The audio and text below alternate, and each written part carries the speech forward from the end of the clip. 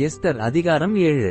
ராஜாத்தியாகிய எஸ்தருடனே விருந்துண்ண ராஜாவும் ஆமானும் வந்தபோது 2ஆம் நாள் விருந்தில் திராட்சரசம் பரிமாறப்படும்போது ராஜா எஸ்தரை நோக்கி, எஸ்தர் ராஜாத்தியை, உன் வேண்டுதல் என்ன, அது உனக்கு கொடுக்கப்படும்.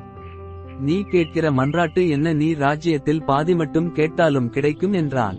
அப்பொழுது ராஜாத்தியாகிய எஸ்தர் பிரதியுத்தரமாக, ராஜாவே, உம்முடைய கண்களில் எனக்கு கிருபை கிடைத்து ராஜாவுக்கு சித்தமாயிருந்தால் என் வேண்டுதலுக்கு என் ஜீவனும் என் மன்றாட்டுக்கு என் ஜனங்களும் எனக்கு கட்டளையிடப்படுவதாக.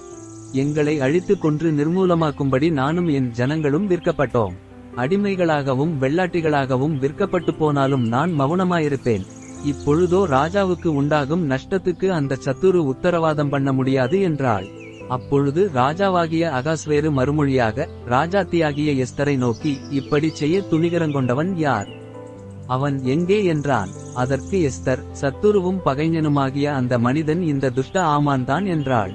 அப்பொழுது ராஜாவுக்கும் ராஜாத்திக்கும் முன்பாக ஆமான் திகிலடைந்தான். ராஜா உக்கிரத்தோடே திராட்சரசப்பந்தியை விட்டெழுந்து அரமனை தோட்டத்திற்கு போனான். ராஜாவினால் தனக்கு பொல்லாப்பு நிர்ணயிக்கப்பட்டதென்று ஆமான் கண்டு ராஜாத்தியாகிய எஸ்தரிடத்தில் தன் பிராணனுக்காக விண்ணப்பம் பண்ண எழுந்து நின்றான்.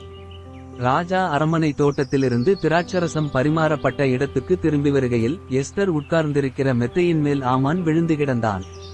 அப்பொழுது ராஜா, நான் அரமனையிலிருக்கும் போதே என் கண்முன்னே இவன் ராஜாத்தியை பலவந்தம் செய்ய வேண்டுமென்றிருக்கிறானோ என்றான். இந்த வார்த்தை ராஜாவின் வாயிலிருந்து பிறந்தவுடனே ஆமானின் முகத்தை மூடி போட்டார்கள். அப்பொழுது ராஜசமூகத்தில் இருக்கிற பிரதானிகளில் அர்போனா என்னும் ஒருவன், இதோ ராஜாவின் நன்மைக்காக பேசின மொர்தெகாய்க்கு ஆமான் செய்வித்த 50 முழ உயரமான தூக்குமரம் ஆமானின் வீட்டண்டையில் நாட்டப்பட்டிருக்கிறது என்றான். அப்பொழுது ராஜா, அதிலே அவனை தூக்கி போடுங்கள் என்றான். அப்படியே ஆமான் மொர்தெகாய்க்கு ஆயத்தம் பண்ணின தூக்குமரத்தில் ஆமானையே தூக்கி போட்டார்கள். அப்பொழுது ராஜாவின் உக்கிரம் தணிந்தது.